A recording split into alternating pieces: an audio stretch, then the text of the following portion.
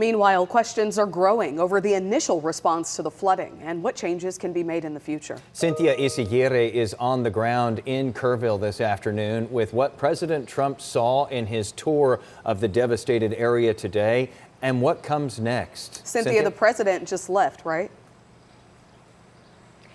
Yeah, in fact, he is wrapping up his time here in Kerrville with the First Lady. But I'm going to step out of the way, Dee and Jason, because Governor Greg Abbott just arrived here to this memorial where we are standing. It is a memorial made out of flowers that was created by a man who came here from Miami to provide healing for this entire community. The governor showed up here just moments ago. He is meeting with the people who are here at this memorial. I saw him praying with someone just a few minutes ago.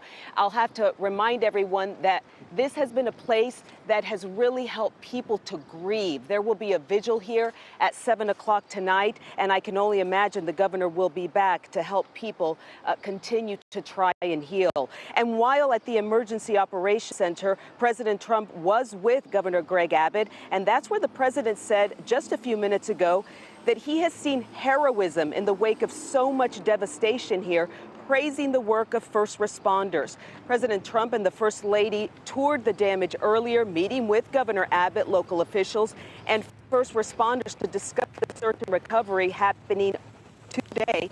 He a bad situation and promised they'll make things better.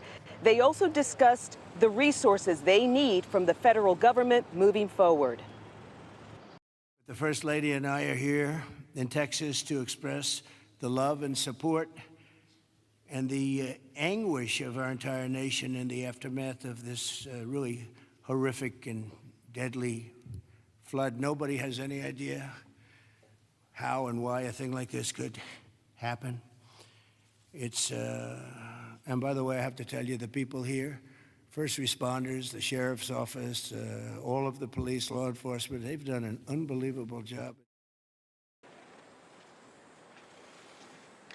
And while with the president, Governor Abbott, who again is right here behind me meeting with people in this community, promised they will rebuild this entire area and that it will be the priority at the special session, which starts in the next 10 days. And tonight, the people here in this area absolutely welcome that help. Earlier, we visited the American Legion Post 208 in Kerrville, where a veteran was receiving assistance from the DAV, Disabled American Veterans.